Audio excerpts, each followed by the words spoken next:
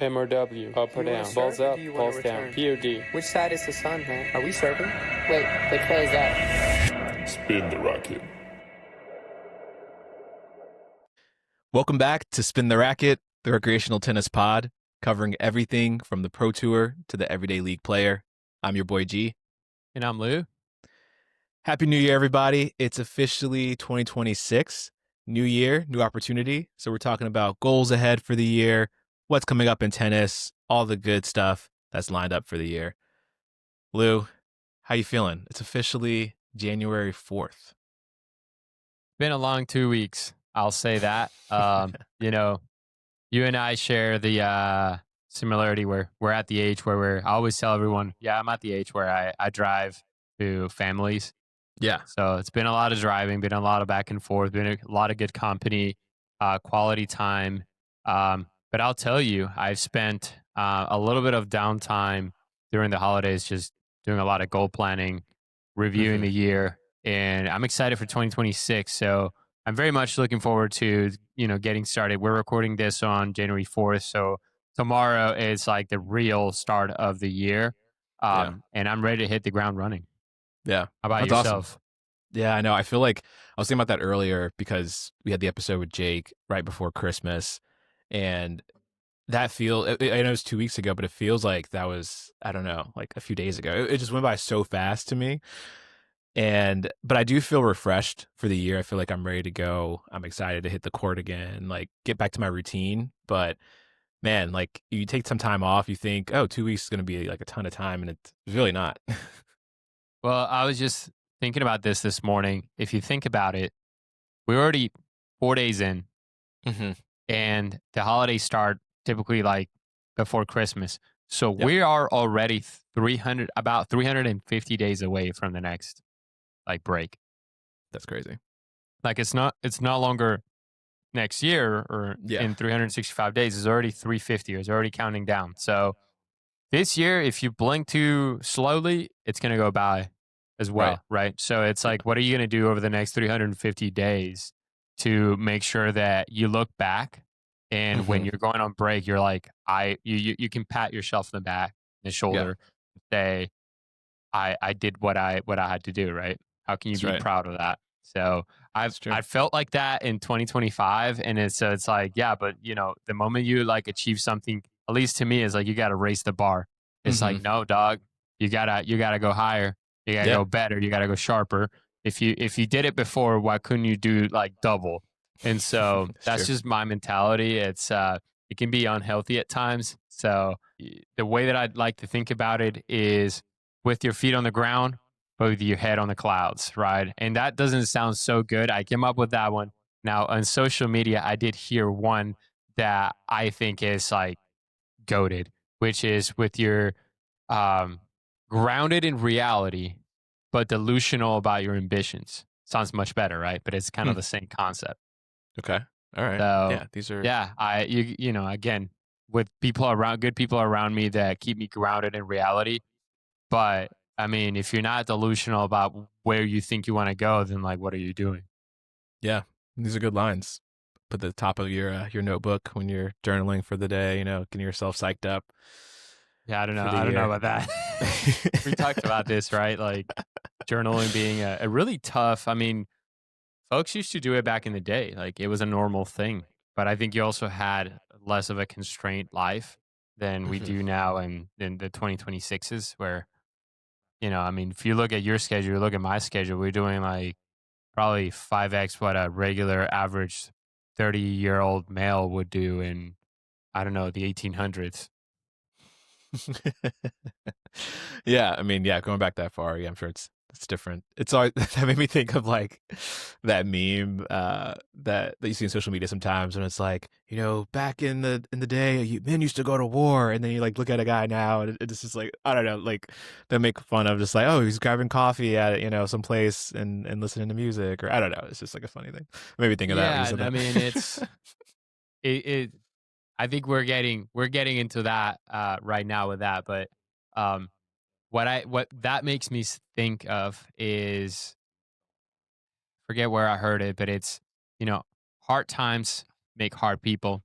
Hard people make good times, and then good times make soft people. Hmm. And so I think we're kind of in that cycle. And then, soft people create hard times create hard people. It's all a cycle. And I Mm-hmm. think right now we're in that cycle where like soft people created hard times. So I might have been like the early 1900s, right? And Mm-hmm. then those hard times created hard people that then created good times. And those good times are not creating soft people. Not to get like overly like, into it. And this is a tennis podcast, but that's kind of like where we're living right now, where we have all these comforts. And so we are can be a little bit detached from like what hard really is. Mm-hmm. Mm-hmm. That's deep, Lou. Yeah, that's for our other podcast that we're spinning Beyond off the Racket, into. yeah. Yeah, exactly. This little teaser for everybody. I feel like this time of year, I get so much excitement because, I mean, you know me, I like to tinker with routines and schedules, and like I geek out on like all the apps and, new technology I can use. So I'm just using this time just to be like, okay, like how can I like optimize this schedule, and like, let me join the 5 a.m. club, and let me do this and that. And so like I'm trying to figure out like what is like realistic, trying to bring it back to the basics, like the whole like the SMART goals, being specific and measured and all that. So like I'm trying to reframe that in my mind and make sure, hey, like let's make the list of maybe 3 or 4 concrete things that you can kind of hold on to versus like this long list of 10 things you want to change. But I am looking forward to, like you said, tomorrow is the day back to work and just kind of seeing like what I can do with my newfound energy. That's good. No, it's optimizing. This is the time, right? I always tell people like use those breaks, those holidays to grab a little bit of time for yourself and be productive with it. It doesn't have to be the entire thing, but also if you just hang out for like 2 weeks, Mm-hmm. then you'll have what happened to me last year where that was the first time I took off from like the 19th of December to like the 3rd or the 4th of January. And when I came into that first week of January, I hadn't really planned anything. So I feel like I face planted. Like January started so strong. I was emotionally ready to hit the year, but it's like the year was already ready to punch back and I wasn't fully prepared. And so this time I took about a couple of days where I just got really introspective, set some goals, just really thought about everything. Like I'm still not done. One of the things I'm trying to do is figure out which AI platform am I going to pay for? Because I've got $20 here that I am willing to pay per month, Yeah. right? Up to $25 if you pay monthly. Yep. And it's like, which one do I go for? We use Notion, so it's like, do you use Notion AI? Do you use ChatGPT? Do you go to Gemini? Like, what's going to integrate with everything better? And so, that conversation is already happening. And funny enough, I was talking to ChatGPT. They're doing like a 2025 wrapped sort of thing where it tells you like how many times you talk to chat and all that stuff. That's cool. And it said something about like I wish I could I could pull it up right now, but it talked about 2026 is the year of doing less. And Okay. that's kind of the trend for that I would say for me is 2025. I tried a lot of different things. I set a lot of different goals, but if I go back and look at 25 versus 26, 26 is about doing less things, but doing those things really well. Yeah. And so sometimes I think we get into we want to do more and we want to do more and we think that more is better. But I don't know again where I heard it, but better is better, right? Yeah. So yeah, it's like that sometimes less quality is over more. quantity kind of thing, Yeah. So it's like I've realized, you can only have so many things in your life that you want to do really well. You can do a couple things like really well, or you can do a lot of things sort of okay. And I know we've talked about this behind closed doors, but it's like, yeah, at some point you have to kind of choose your battles. So I think 2026 is going to be that year. How it relates to tennis, we've yet to find out. No, I love that energy, and I think being intentional about what you say yes to is part of that. So I know you've been doing that. Yeah. Yeah. Like for me, it's always been a struggle. I'm always just very quick to be like, yeah, I could do that. Yeah, I'll be there. Yep. No problem. And I'm really trying to just be about, okay, like I really want to say yes to the things that like I'm passionate about, I'm excited about, I really want to do, versus feeling this sense of duty or responsibility to say yes. So that's top of mind for me too this year. Awesome. Yeah. No, I was ranting about it because I go on monologue sometimes when I'm in the car and we're driving to see family, and like, just kind of doing a little bit of catharsis with my wife, and then we don't even like listen to music. We just talk in the car Hmm. and just go through all these things and concepts and ideas in life. And I was like, yeah, honestly, if I'm not enjoying it, if it's not making me money, if it's not making me better, if I'm not learning something, like I don't really want to do it. Like Yeah. I've reached that point where it's like, if it ain't fun as the base minimum, Mm-hmm. not interested. There's other Yeah. things I could be doing. Yeah. Up the opportunity costs. Yeah. Yeah, it's interesting. For tennis, I was just thinking I haven't played since December 9th because you and I Are you hit serious? at like Bitsy. Yeah. And that was before my trip and before I left for the holidays. And I didn't play when I was home. And so I have a match today for Alta Mixed. And I am very, very nervous about how I'm going to be out there. I mean, the good news is I did get my rackets restrung. So we got fresh strings, that ALU, power. I have it ready to go. The blades are ready for war. The blades are ready to chop wood. They are. But yeah, am I ready? We'll see. I had some electrolytes, had some eggs this morning, a little bit, You're of bread. fine. Hopefully just flowing. I did work out yesterday, so I got like the juices flowing. I do feel a little sore, but hopefully my tennis game. Hopefully I remember how to hit it forehand. Yeah, exactly. We're fresh. Yeah, that's good. No, I feel the same way. Like if you haven't played tennis and you go back to playing, you feel like you've got cinder blocks for legs, like for feet. Like it's just, I don't know. I agree. Like if you can do some sort of like explosive workout the day before you play tennis, even if you're a little sore, it's like all of a sudden that like explosiveness comes back to your legs. It's like, hey, you're supposed to freaking move anytime the ball is coming, right? So it's like, I hope so. No, I think you'll be fine. I put myself as unavailable for this weekend, but you know how it is, like with family and everything. I just didn't want to. I didn't want to overcommit, and then I also thought it was going to be yesterday at 1 p.m. And in that case, I am glad that like I wouldn't have been able to make it. Today I would have been able to make it, but again, I was just like, I don't know. I had to potentially take someone to the airport, and so it's like, yeah, this weekend is a wash. I'm looking forward to playing mix though. It's gonna be fun.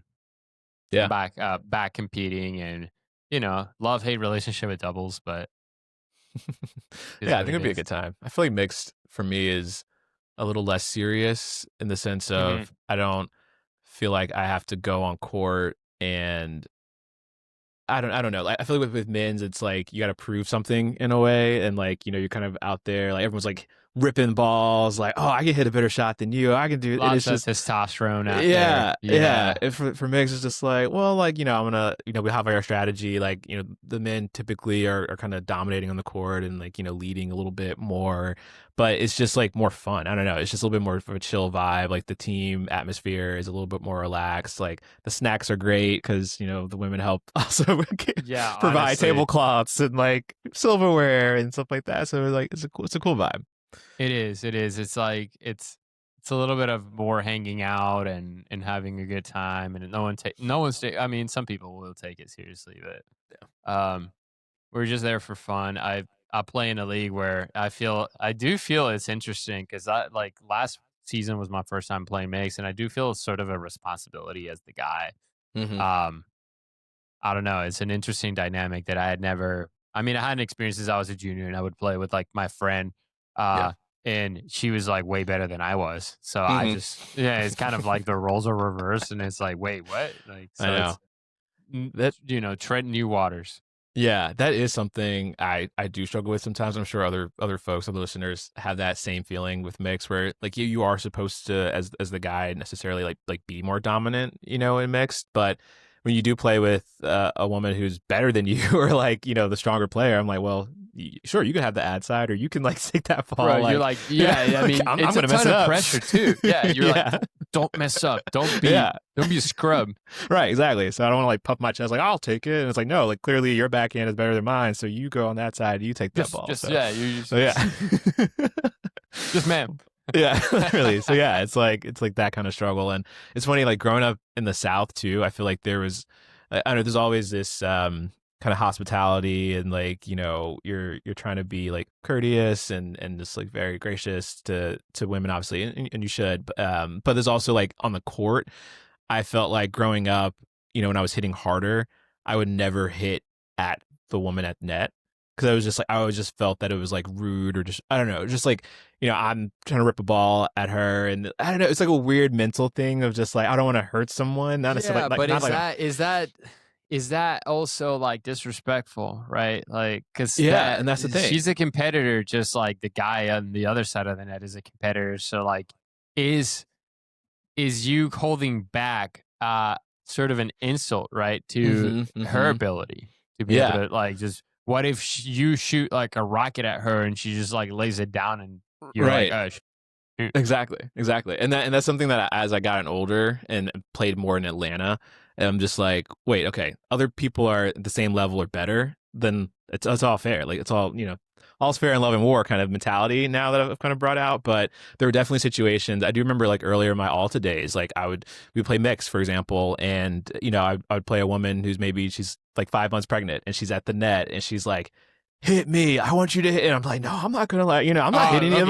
So it's just like, so that's when I'm like, I don't know, I can't do that. That's a little different. Yeah, that's a little different. Like you're pregnant, lady. Like, hey, but she's like no fear, and I'm like, I don't know, I'm not doing that. And it's just like, I mean, at the end of the day, it's just a tennis ball, right? You want to say hi to the camera? I guess that's true. Yeah, it's just a tennis ball. Like. I don't think that's going to create hopefully not a miscarriage. I'm not a doctor. This is not, I was going to say financial advice. This is not medical advice, but I mean, I don't think a tennis ball. Again, my line is always, look, this is not a baseball. Yeah. You get hit with a baseball, I mean, things are happening, right? Yeah. But sure. You get hit with a tennis ball, unless you get hit on like the eye, dead center in the eye, where it's like a soft membrane, like you're going to be okay. It's true. That makes me feel better. Then maybe I could be more brave too when poaching from that standpoint. Tennis balls they're pretty harmless. So it's true. So don't be afraid. That's what you're saying. And then again, like if someone gets hit in the face, they should have had the racket up here. It's true. And then you stay low so that it's not hitting the lower part of your body for the men. So it's all important. So yeah, that's a good point. Low, it pushes out. And I think, and it is funny though, but it's just like those are the things that like definitely cross my mind. I'm sure there's other guys who have like had that same thought. I'd be curious to hear from our listeners. And again, just for me, I'm definitely equal opportunity on the court. Like I'm gonna hit it anywhere now these days, but that was definitely something that I did struggle with just growing up and kind of thinking about. So it's just kind of funny how that translates to tennis. No, I think it depends on the person too. Like I'm sure like some women might get offended. Some women might find it advantageous and kind of promote it. So it just depends. It goes to tell like there's over 8 billion people in the world. And so you're going to find so many different mixed perspectives. But I am curious as well, without inciting any sort of hate or debate, what people's opinion are on, whether you should hit, harder to the guy versus the woman, or if it's just equal opportunity. Like, they stepped onto the court, so they're basically signing on to playing against a guy and a girl too. Right. Like this racket is rated E for everyone. Everyone gets that ball. Yeah, everyone get it. Yeah, no, that'd be a good question for the folks out there. I haven't seen you play USTA just yet. I don't think I haven't, and also to be fair, I haven't played on our USTA team. I played on another USTA team one match, but I haven't played. On right. I feel like the Spider-Man right now. You're like, yo, I haven't seen you play a CA. Wait, I haven't seen you play USTA. Yeah, where have you been, dude? I mean, you know it, right? Like I think that every weekend from every weekend from the beginning of November leading up to the holidays was just like something. Yeah. So I think I made myself available like one weekend And then I got at it and I was like, I can't do it. Yeah. So I already kind of deflected one slot, which I don't know how our captain and co-captain feel about that. You know how it is, right?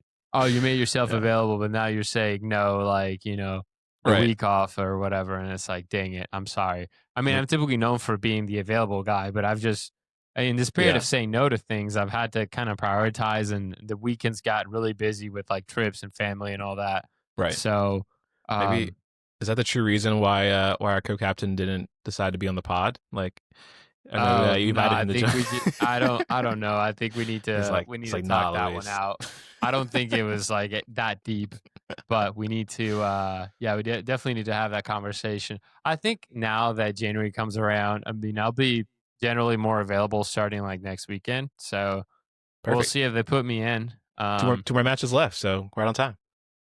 Oh, really? Dang. Did USTA start today or yesterday, or does it start next weekend? Oh, the first match back will be next weekend. First match next weekend? Yeah. Oh, okay, cool. Yeah. Yeah. I've got they don't have the best times though. You mentioned like Alta, it's like 1 p.m. Sundays, like USTA men's is Saturdays at 9. So like in the winter. Yeah, during the winter time. Yeah, when it's like, the high is maybe 42, in the morning it's still like, 31 or something like that, and you got to get out there and play, and it's just it's just not as fun.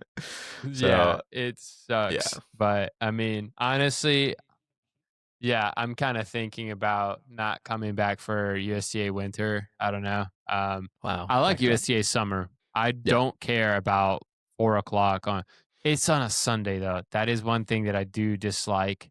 But I don't mind the heat. I honestly don't mind the heat. I think it's great. If anything, it plays to my advantage because someone else is gonna start panting or freaking out, and before I will. But yeah, it's just it's tough, man. These Sunday like evening matches when you're like getting like the Sunday scaries and all that. Right. No, they're very real.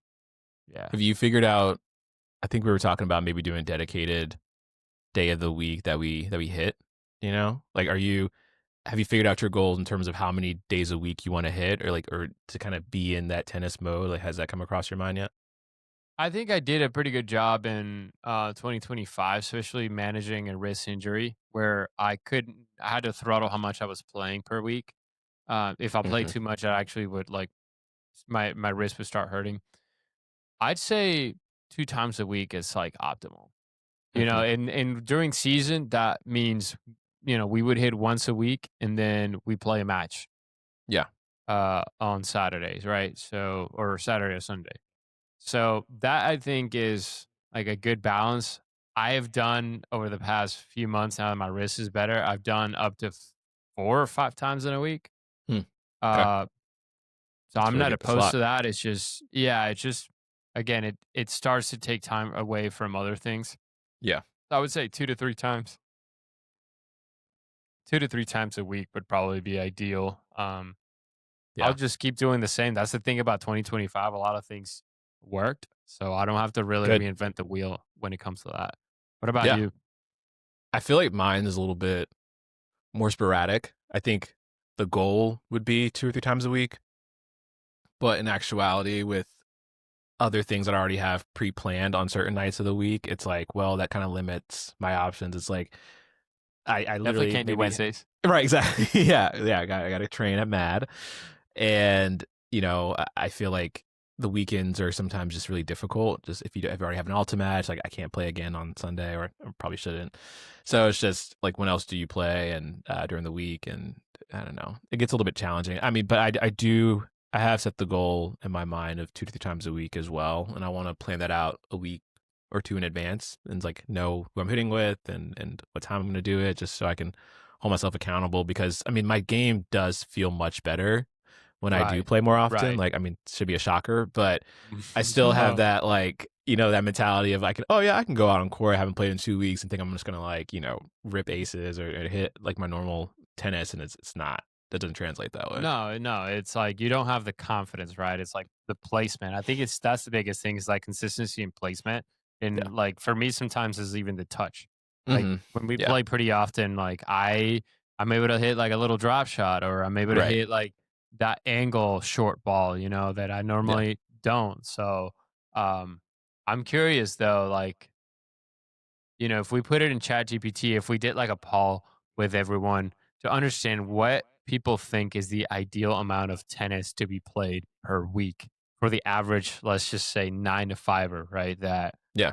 maybe has a 9 to 5, maybe another thing going on, maybe they have a significant other or they already have kids, and what's ideal? Because I know Yeah. for me, doing too much also takes a toll on your body and a little bit on your mind when you're just feeling exhausted. So if I play too much tennis, I also feel like fatigue, mental fatigue when Yeah. I'm like in the job 9 to 5. So For sure. uh, I'm curious, what people would say. Maybe we could do a poll on the Yeah.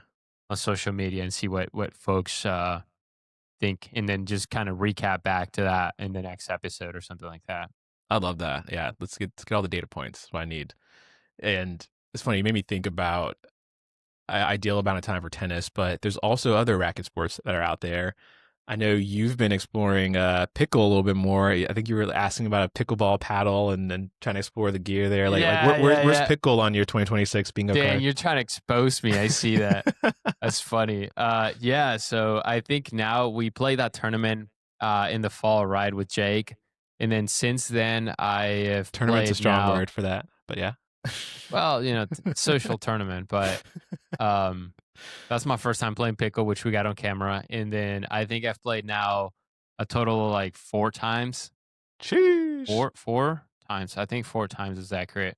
So I Nice. mean, it's fun, man. I mainly did it to get my wife, my cousin-in-law, and then my father-in-law like all involved. I took my sister, 2 sisters-in-law, my wife, and my cousin-in-law, and just kind of played. And actually, it's been 5 times now that I think about it. Yeah, one day we just went, and my cousin-in-law has so much fun. He was able to pick it up right away, and so we played a good bit.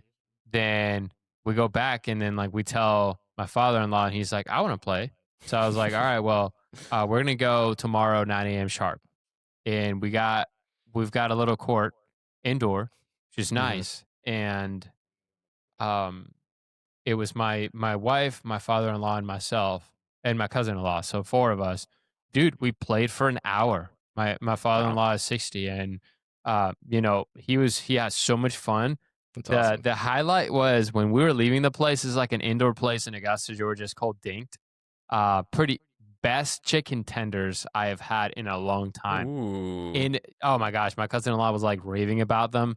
And he was like, dude, how is a pickleball place like hiding this jewel? Like Yeah. they were like, no, let's just have food. But then they just decided to have like the most goated chicken tenders, Wow. juicy, big, like Hmm. best batter. Like it was delicious. It was just kind of an awesome find. Like I would go there just for the chicken tenders. Not Love a gonna good lie. chicken tendy. That's really But cool. exactly. And the fries are great too. But yeah, the funny part was we left after an hour, and my father-in-law steps by the counter, and he starts asking about a membership. Wow. Okay. Yeah, So he's all yeah. in. So this is what I'm telling you. Sorry, this is what I'm telling you, that the effect of pickleball on like America is gigantic, right? You turn For sure. someone, um, that you expose them to this sport that can be played by so many people, and then all of a sudden they want to play it more, and you get Hmm. someone active like that. I think that's where the impact lies with pickleball, right? Yeah. Is its ability to really captivate a very large audience and Yeah. introduce, let's just say, the average person to the world of racket sports, because Hmm. it could be seen as a gateway. And I see it as a gateway where, all right, I tried pickleball and I want to try, I don't know, squash or racquetball or tennis. Padel. And I think padel, right? Yeah, padel is another one. And so it's like you get exposed to these things, and it's not like, I don't think we're living in a world where you have to play one or the other. You can kind of play here and there. I realize, for longest time I was afraid of pickleball kind of hurting my feel with tennis. Hmm. But I played those 2 days. I played in Augusta. Came back. I hit for an hour at Lifetime, and I hit well. I hit really well. And the funny thing is, I realized after hitting the first 10 balls, I was like, dang, pickleball was fun, but god damn, it's so satisfying to hit a tennis ball. So I was like, it gave me a little bit of perspective of like how sweet it is to just hit a tennis ball, because Yeah. I felt like I was hitting the tennis ball with my entire body. It was like a lot Right. more freeing in a way. It had a lot more flow to it. Mm-hmm. So I don't know. It was just kind of a really raw moment that I hadn't experienced, just kind of going pickle and tennis back to back like that.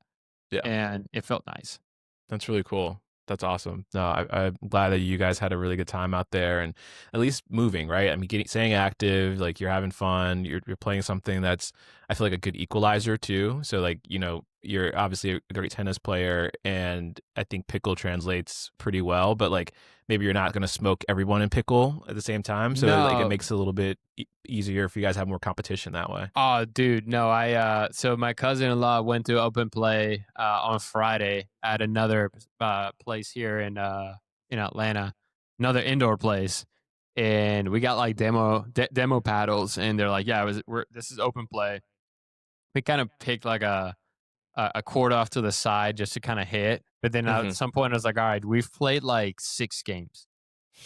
And I'm like looking around, like, yo, how about we go ask people? So one of the guys came over, one of the guys that was working there, and he's like, hey, you should go challenge that couple. That guy has already been playing a few times, and then she's just, it's like her 3rd time playing.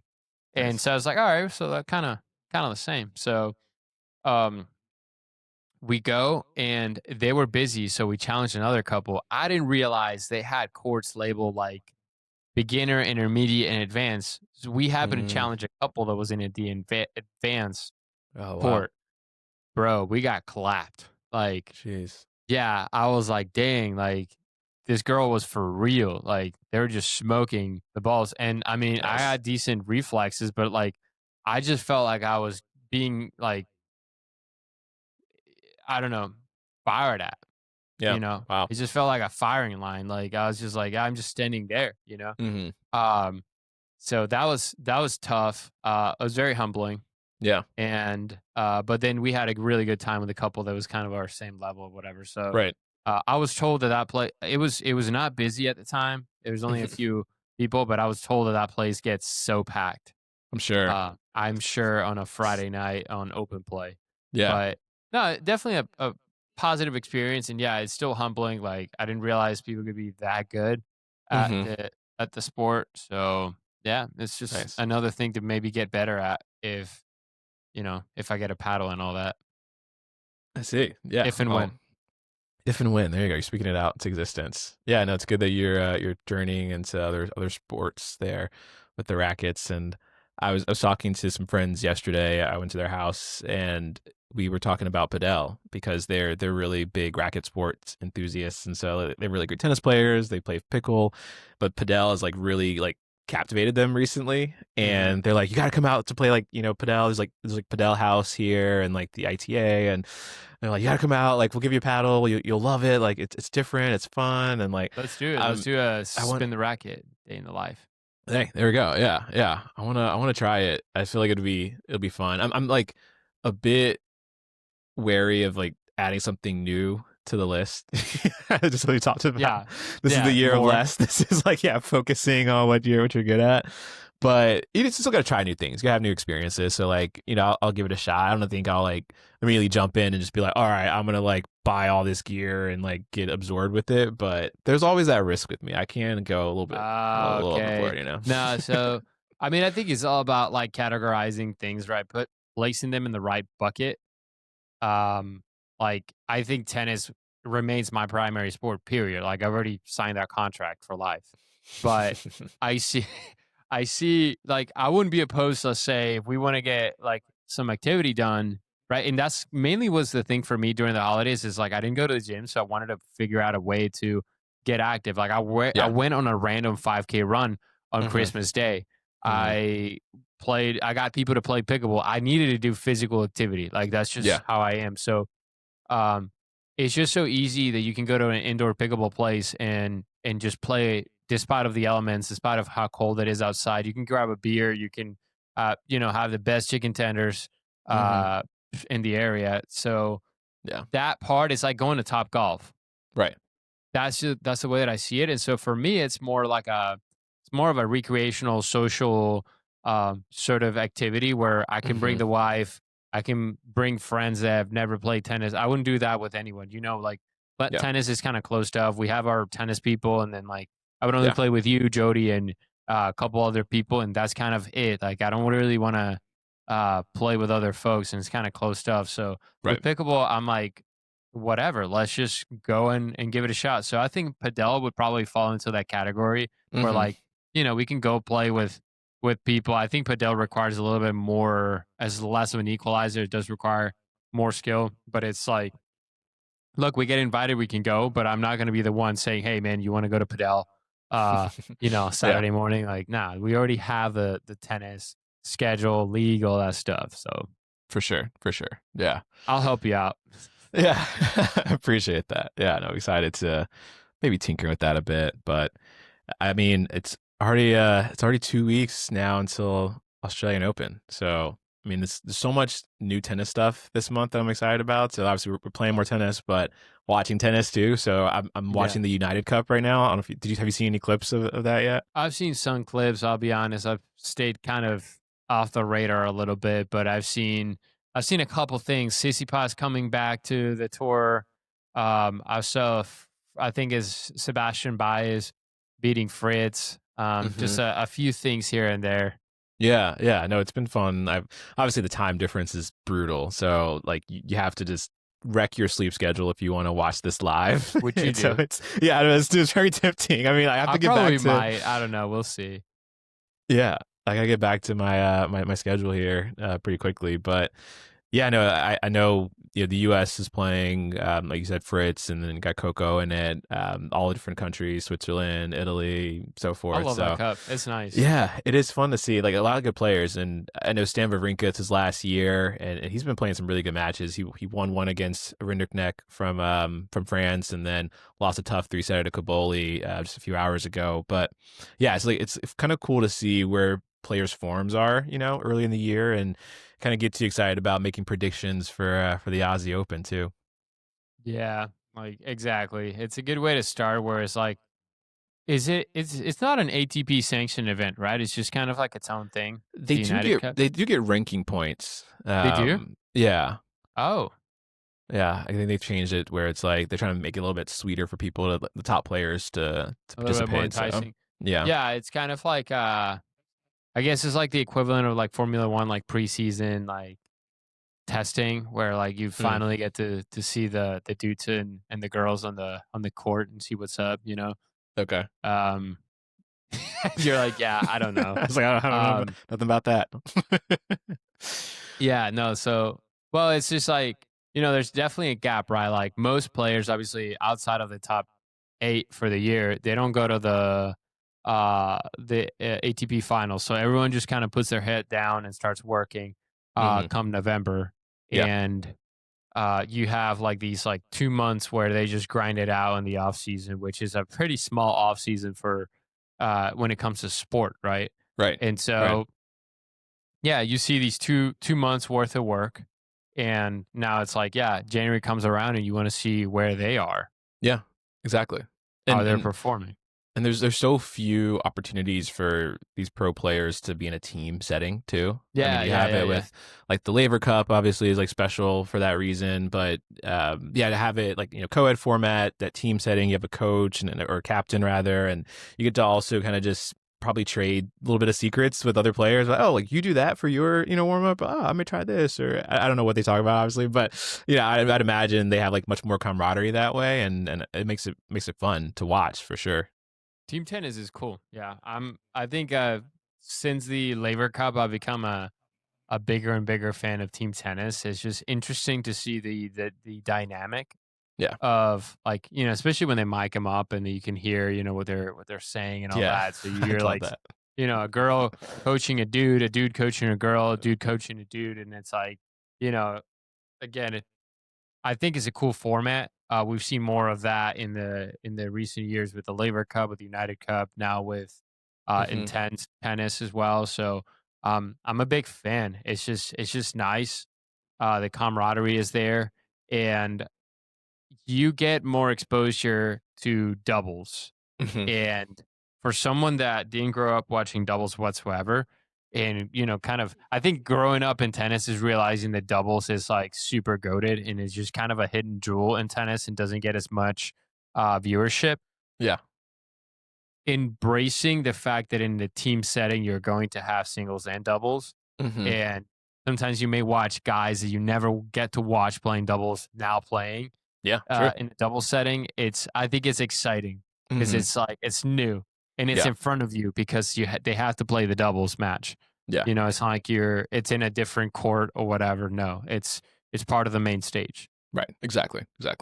No, I'm pumped for the down under the swing here, the Aussie summer as they call it, and yeah, I think in a couple of weeks we'll probably have a little preview for the Australian Open draw on both sides, some predictions and our thoughts on that. So gotta get ready for that. Yes, sir. All right, with that, get excited. The Aussie Open is coming in 2 weeks. We're going to have plenty of content for you guys to digest, to interface with, and to give your opinion. So with that, I'm Lou. And I'm G. See you next time.